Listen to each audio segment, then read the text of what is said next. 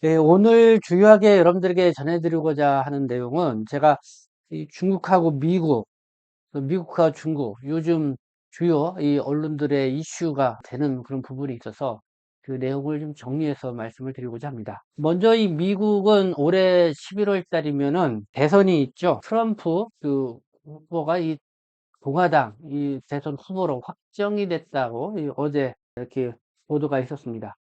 그래서 올해 11월 달 이 4년 전과 마찬가지로 조 바이든, 트럼프 대결이 이루어진데 여기에 관심이 쏠릴 것 같고요. 그리고 또 트럼프와 또 시진핑 시대가 다시 올까? 만약에 이제 트럼프가 좀 승리를 한다면은 또다시 이 트럼프 대 이 시진핑 때 제2막이 열리게 됐는데 여기에 대해서 이 초미의 이 관심이 이제 쏠릴 것 같습니다.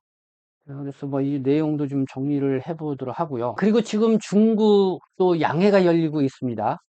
그래서 최대 이 정치 행사라고 할 수 있는 이 중국 양해. 다들 뭐 중국 인민들은 지금 중국 경제가 많이 어렵다고 하죠. 이 부동산 이런 침체 뭐 이런 것까지요. 그래서 양해에서 어떠한 이 정책, 부양책이 나올 것인가에 대한 관심이 많이 있을 텐데요. 그래서 그런 양해의 분위기 속에서 지금 국내 언론에서 주요하게 보도가 되는 내용을 보니까 이 시진핑의 이 독주 체제가 더 강화되어 가고 있다. 이런 보도를 더 많이 볼 수 있는 것 같습니다. 네, 그러면 한번 보도록 하겠습니다. 이 미국 대선 향방, 이 트럼프의 쏠리는 눈, 네, 이거를 이렇게 말씀을 드리겠는데요. 이 트럼프하고 시진핑 시대 다시 올까?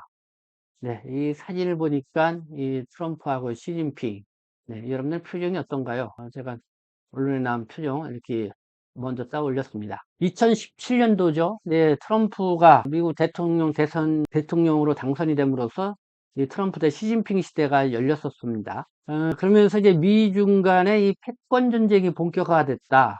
일명 이 무역 전쟁이라고 이렇게 표현을 했었습니다. 그래서 이제 트럼프와 이 시진핑 좀 요약해서 설명을 드리면은 이렇습니다. 이 트럼프는 미국 우선주의, 보호 무역, 반이민 정책 등으로 어떻게 보면 기존의 질서를 이제 뒤흔들어 놓았다. 그러니까 WTO 이 정신가정 위배되는 이 보호무역주의 뭐 이런 거를 이제 시행을 하게 된 거죠. 그리고 시진핑은 1인 체제라는 절대 권력을 지금 구축해 가면서 중국몽을 주창을 했죠. 이 중국몽. 그러니까 위대한 중화 민족의 부흥을 선언을 하고 나온 것입니다. 이 세 가지로 볼 수 있는데요. 이 국가 부강, 민족 중흥, 인민 행복 이 세 가지 목표를 실현하겠다. 이게 이제 중국몽이죠. 이거를 통해서 위대한 중화 민족의 부흥을 이루겠다. 이게 이제는 시진핑 주석의 꿈이었습니다. 2017년부터 이 트럼프가 대통령이 되면서 이제는 시진핑과 이전 트럼프 시진핑의 시대 개막. 이거에 대해서 이제는 세계 언론은 이렇게 평가를 했습니다. 미국과 중국의 이 강한 리더십, 그러니까 스트롱맨의 대결이 시작되었다. 이렇게 평가를 내렸습니다. 자, 2024년도 11월 5일, 만약에 이때 치러지는 대선에서 조 바이든이 대선하지 못하고 이 트럼프가 등극을 할 경우에, 어쨌든 세계의 눈, 결국은 어떻게 될까? 역시 트럼프와 시진핑 시대 제2막이 재현될 것인가? 여기에 대한 세계의 관심 또 계속 쏠리고 있는 것 같아요. 보면은 그 가능성 참 커진 것 같습니다. 연합뉴스가 3월 7일 보도한 내용을 보면은요. 바이든 또 트럼프 미 대선 재대결 확정 244일간의 대장정 막이 올랐다. 이런 제목의 기사인데요. 미국 공화당의 대선 후보 경선에서 이 도널드 트럼프 전 대통령의 유일한 대항마였던 니키 헤일리 전 유엔 대사가 6일 후보 사퇴를 선언을 했다. 이로써 트럼프 전 대통령은 공화당 대통령 후보로 확정이 됐으며 그 결과 오는 11월 미국 대선은 민주당 소속인 조 바이든 대통령과 공화당 소속인 트럼프 전 대통령의 대결로 짜졌다. 네. 이 조 바이든, 네. 1942년생으로서 79세. 도널드 트럼프, 1946년생으로서 74세. 대통령을 하게 나기는 나이가 좀 많죠. 그래도 좀 트럼프가 조금 어립니다. 네. 과연 누가 대권을 거머쥐게 될까? 트럼프 당선이 여기에서 보니까 좀 유력하다 이런 분석이 좀 우세한 그런 뉴스를 볼 수가 있습니다. 이 세계일보를 보니까요, 사설로 통해서 이 바이든 트럼프 재대결 안보 경제 역량 대비책 세울 때이다 이런 사설이 있는데요. 그 내용을 보면은 이 전문가들조차 예측하기 힘들 정도로 미국의 대선 향방은 예측 불허이다.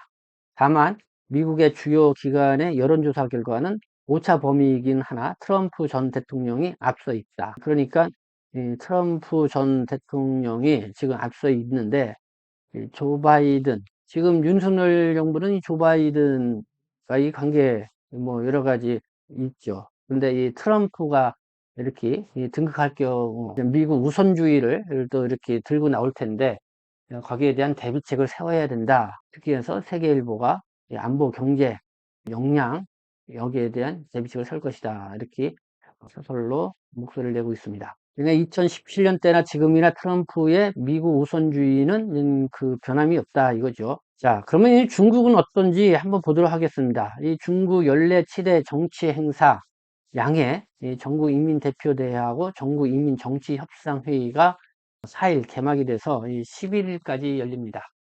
그래서 지금 뭐 국내 언론, 뭐 세계 언론도 이 중국에 이 관심이 쏠리고 있는 그런 상황이죠. 그래서 지금부터는 좀 중국 이 양해 이 분위기 좀 여러분들에게 전해드리도록 하겠습니다. 네, 볼까요? 시진핑 천하가 이제 부각되고 있는 양해이다. 이 시진핑표 공동부유, 이 고품질 발전에 공점이 있다. 네, 연합뉴스가 지난 25일 이렇게 보도를 했습니다. 한번 내용을 보면은요. 중국이 경제적 시련에 부닥쳤지만은 시진핑의 1인 체제는 갈수록 굳어지는 양상이다. 무엇보다도 올해 전인대에서는 중국 집단 지도 체제가 그 형식마저 무력화하고 권력은 시진핑 중국 국가주석으로 수렴하는 모양새이다. 연합뉴스가 이렇게 분위기를 전하고 있습니다. 중국 경제를 볼까요? 3월 7일자 사설. 고조되는 중국 경제 비관론. 예사롭지 않다 이런 사설 내용인데요. 요즘 중국 경제가 많이 어렵다 이런 얘기를 합니다. 그래서 이번 양해에서도 이 중국이 경기 부양책을 위해서 어떤 정책을 내놓을 것인지 뭐 중국 인민들은 여기에 대한 관심이 높을 텐데요. 근데 이제는 한국 경제가 바라보는 이 시선을 한번 보면은요. 이보다 더 큰 문제는 시진핑 국가주석의 독주체제 구축이다. 올해 전인대에서는 서열 2인 국무원 총리의 기자회견이 30년 만에 폐지가 됐다. 이 국무원 총리의 주 업무는 시 주석만을 향한 보고로 바뀌었다.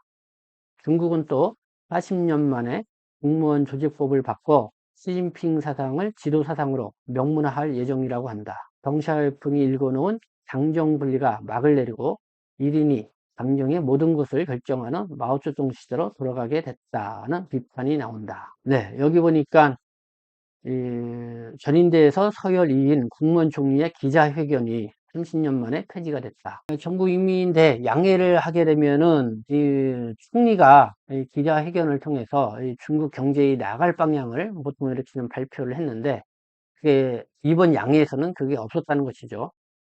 그만큼 이제 총리의 위상이 많이 떨어지고 모든 것이 이제는 시진핑으로 다 이렇게 쏠리게 됐다. 이 경제까지도 그렇게 됐다. 이게 큰 변화로 보고 어떤 국내 언론을 통해서 관심 있게 보도를 하고 있는 것 같습니다. MBC 뉴스 보도를 볼까요? 3월 5일자. 중국이 올해 성장 목표를 5% 안팎으로 했는데 국방비는 7.2% 이렇게 올렸다. 네. 서울경제 볼까요? 오늘자 사설입니다. 3월 8일. AI 승부수로 총력전을 예고한 중국. 우리 생존 전략은 있는가? 이런 사설인데요. 미국의 고강도 기술 규제를 받는 중국이 첨단 인공지능 AI 분야의 기술 자립과 미국 추격을 위한 총력전에 나서기로 했다. 이 중국 정부는 전국 인민대표대회에서 국가 차원의 AI, 그러니까 인공지능 산업 육성책인 AI 플러스 행동을 펼치겠다고 예고를 했다.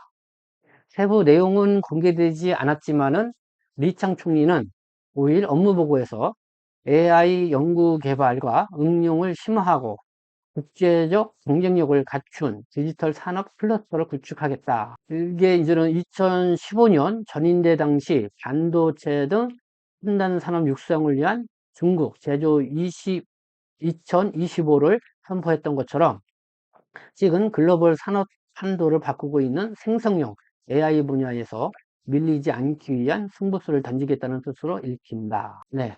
2025 중국 제조. 이건 앞서 제가 설명을 드렸는데, 그에 비견되는 이제는 인공지능 개발에 이 박차를 가하겠다라고 이 양해해서 지금 중국 당국이 발표한 내용, 이렇게 오늘 주요한 사설로 이렇게 나와 있습니다. 네, 이렇게 좀 중국 양해 분위기를 여러분들에게 전해드렸습니다.